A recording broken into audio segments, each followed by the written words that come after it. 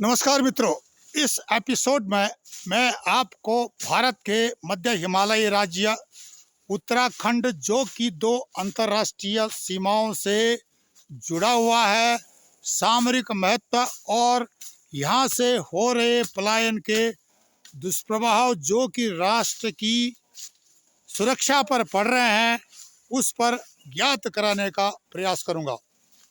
विषय वस्तु पर अधिक जानकारी देने से पूर्व मैं आपसे अनुरोध करूंगा कि आप हमारे चैनल ई ज्ञान को लाइक करें, सब्सक्राइब करें, कमेंट्स करें और शेयर करें। मित्रों, मध्य हिमालयी राज्य जो कि चीन और नेपाल दो अंतर्राष्ट्रीय सीमाओं से जुड़ा हुआ है, सामरिक दृष्टि से भारत की सुरक्षा के लिए अहम भूमिका निभाते आया है। यहाँ के स्थानीय लोग किसी सैनिक से कम नहीं है। ये यहाँ पर प्राचीन समय से प्रहरी हैं और हिमालय की तरह हिमालय के साथ खड़े हैं। भारत माता की सुरक्षा में इनका योगदान भी बहुत अधिक है, इसको भी हम अनदेखा नहीं कर सकते हैं।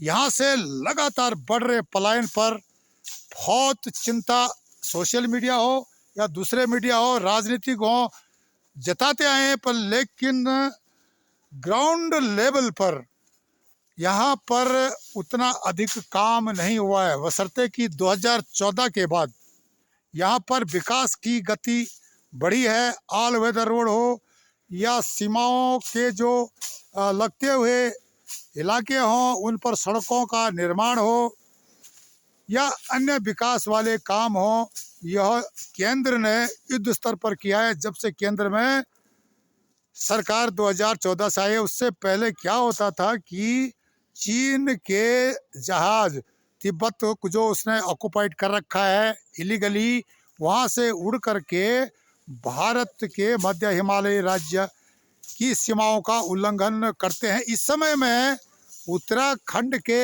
एक सीमांत जिले में हूँ जो कि चीन का पड़ोसी है। यहाँ पर देखने वाली बात है कि दुर्गम पहाड़ियाँ हैं और छोटे छोटे टाउन है। ये तो थोड़ा एक विकसित टाउन है, विकसित इलाका है। यहाँ पर लोग थोड़े बहुत, जिनके पास उतना ही बजट है, उनका पलायन हो करके ये लोग सिमट कर आ रहे हैं।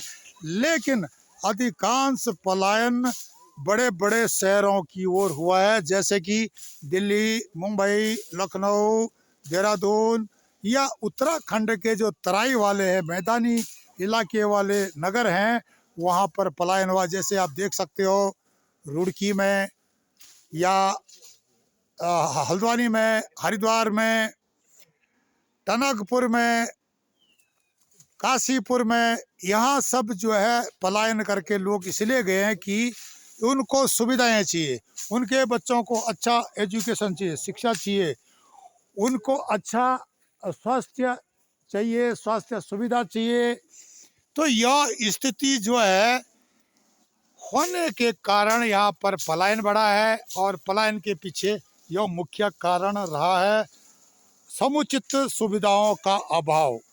अब धीरे धीरे जैसे कि गांव में पानी की योजनाएं चल रही हैं, बिजली आ चुकी है लगभग सभी गांव में और सड़कें भी जाल बिछ रहा है, लेकिन उसके बावजूद भी पलायन बढ़ा है क्योंकि यहाँ की जो मशीनरी है राज्य स्तर की, वह थोड़ा सुस्त है, कमज़ोर है। 20 साल हो गए हैं, 20 साल से ऊपर हो गए हैं राज्य को बने हुए, लेकिन स्थिति अभी वही है, कछुआ चाल। और जैसे कि कई सांसद, जनप्रतिनिधि भी इस विषय को मान चुके हैं कि यहाँ के विभागों में भ्रष्टाचार है, हर विभाग में माफिया बैठे हुए हैं। आप चाहे उद्यान विभाग लगा लो, कृषि विभाग लगा लो, शिक्षा विभाग लगा लो, स्वास्थ्य विभाग लगा लो, विकास से संबंधित विषय लगा रहे हो, यहाँ पर सब हुआ है। अब पलायन को रिवर्स कैसे करें? खेत बंजर पड़े हुए आप देख सकते हो, यहाँ पर जो है ये खेत बंजर पड़े हैं। एक हल्का सा प्रयास हो रहा है, अखरोट के पेड़ लग रहे हैं यहाँ पर। इसको मैं व्यक्तिगत तौर पर, जो मेरी भूमि है वहाँ पर मैं इन पेड़ों को लगा रहा हूँ। ये अखरोट के पेड़ जम्मू से मंगाए गए हैं। अब उत्तराखंड का जो भी विभाग है, उद्यान विभाग है, इस विषय को करने में सक्षम नहीं है। यहाँ पर माल्टा, संतरा, कागजी नींबू, उनके पेड़ उपलब्ध नहीं है। बड़ी बड़ी कीमत पर, भारी कीमत चुका करके यहाँ के गांव वाले खरीदते हैं। हॉर्टिकल्चर सुनसान पड़े हुए हैं। और उद्यान विभाग के विषय में जो दीपक करगेटी जी हैं, वो उन्होंने जो है धरना भी दिया रानीखेत में, देहरादून में, लेकिन उस पर राज्य सरकार ने क्या एक्शन लिया, यह तो राज्य के उद्यान मंत्री, कृषि मंत्री जाने या मुख्यमंत्री जाने, इस पर हम कुछ नहीं बोल सकते हैं। लेकिन यह जरूर है कि हिमाचल से एक उद्यान के लिए निदेशक लाया गया था, एच.एस. बवेजा, जिसको कि वहां पर हिमाचल में घोटालों में पकड़ा गया था। उसके बाद घोटाला उत्तराखंड में भी उस पर अंगुलियां उठनी शुरू हो गई हैं। अब राज्य सरकार इस प्रकार के एक वरिष्ठ अधिकारी पर चुप क्यों है? क्या जनप्रतिनिधि जो कि सत्तासीन है वे भी एच.एस. बवेजा से मिले हुए हैं? उत्तराखंड की जनता यह सवाल देहरादून में बैठे विधानसभा के अंदर के लोगों से पूछती है। क्या दम है किसी सक्षम जनप्रतिनिधि को जो कि मुद्दा उठाए मुख्यमंत्री या जो उद्यान मंत्री के सामने?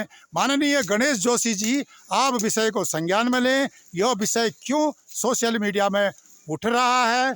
और जब कहीं आग लगती है तो धुआं तो उड़ता ही है। गड़बड़ हुई है तो इसका मतलब तभी लोग उठा रहे हैं, और समुचित उत्तर इसका अभी तक जनता उत्तराखंड को नहीं मिला है। ये भी एक पलायन का कारण है। इन विषयों के कारण लोग पलायन कर रहे हैं, क्योंकि अगर हम पेड़ पौधे लगाएं, जैसे कि ये पेड़ जो है, जो अखरोट के जम्मू से, कश्मीर से पैसा दे करके मंगाए गए हैं, ये भाई साहब जो है ये लगे हुए हैं, लगाने में मदद कर रहे हैं कि भाई चलो ये यहाँ पर हैं, ये बहादुर आदमी हैं, इन्होंने पलायन नहीं किया है, उत्तराखंड की भूमि से जुड़े हुए लोग हैं, ये यहाँ पर काम कर रहे हैं। तो इन लोगों को धन्यवाद करना चाहिए। ये सशस्त्र प्रहरी हैं। उत्तराखंड की जो भूमि है, भारत की सामरिक दृष्टि से बहुत महत्व रखती है, उसको संभालने के लिए इन लोगों की अहम भूमिका रही है और रहेगी। तवांग में जिस तरह से हाल ही में जो चीन की फौज ने अतिक्रमण किया और उसके बाद भारतीय सेना को उनको भगाना पड़ा, डोकलाम में जो हरकतें हुई चीन की, या जो अन्य जगहों पर अतिक्रमण हुआ, वह किसी से छुपा नहीं है। इस स्थिति को संभालने के लिए जनता को सोचना पड़ेगा, दूसरा गलवान न बन जाए, क्योंकि चीन को यहाँ से बहुत नज़दीक है, चोटियाँ खाली पड़ी हुई हैं, और जिस प्रकार से पाकिस्तान स्थित ISI के स्लीपर सेल उत्तराखंड के मैदानी इलाकों में, पहाड़ी इलाकों में जाल बिछाकर बैठे हैं। कोई नाई बन के बैठा है, तो कोई धोबी बनकर बैठा है, कोई जो है कबाड़ी बनकर बैठा है, तो कोई मीट काटने वाला बनकर बैठा है। यह सारा काम बाहर के लोग देख रहे हैं, जो कि सनातन धर्मी नहीं है। उन्होंने स्थानीय लोगों के ज़मीनें भी खरीद ली हैं और यहाँ पर वे बैठ गए चुपचाप। इनको अच्छा खासा पैसा मिल रहा है, अच्छा खा रहे हैं। अगर इनका बिजनेस न भी चले तब भी इनको पैसा आ रहा है। इस प्रकार राष्ट्र की जो सुरक्षा एजेंसियां चुपचाप क्यों है? अगर उनको पता भी है तो इनको इस विषय को शीघ्र संज्ञान में लेना चाहिए, ताकि आने वाले भविष्य में भारत की भूमि पर विदेशी अतिक्रमण न करें या इस पर कब्जा न करें। नहीं तो स्थिति तिब्बत जैसी हो जाएगी।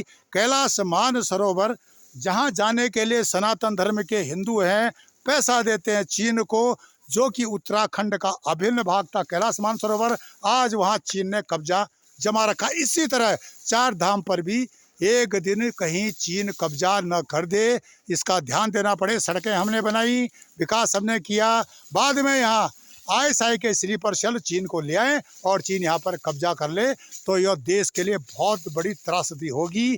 इसके लिए केंद्र सरकार को सोचना पड़ेगा, जनप्रतिनिधियों को सोचना पड़ेगा, स्थानीय जागरूक लोगों को सोचना पड़ेगा। यह नहीं कि उत्तराखंड सिर्फ पैसा बनाने के लिए है, यहाँ पर ठेका लेकर के और मैदानों दिल्ली बम्बई आदि में जाकर बस जाओ, और ये गरीब लोग यहाँ पर स्थानीय लोग बाद में धीरे धीरे ये पलायन करते हैं और वे जिहादियों से टक्कर नहीं ले पाएंगे, क्योंकि जिहादियों का अतिक्रमण इतना बढ़ जाएगा कि यहाँ पर भारत को अपनी ज़मीन, अपनी सार्वभौम सत्ता संभालने में बहुत दिक्कत हो जाएगी। मित्रों, इसी प्रकार के जो सामरिक संबंधी, सामाजिक, आध्यात्मिक विषयों पर ई गैरसैंण चर्चा करता रहता है, देश को, समाज को जागरूक करता रहता है। आप हमारे चैनल ई गैरसैंण को लाइक करें, सब्सक्राइब करें, कमेंट्स करें और शेयर करें। तब तक के लिए मैं मदन मोहन ढोंडियाल, ई गैरसैंण पब्लिक ग्रुप आपका धन्यवाद करता है। नमस्कार।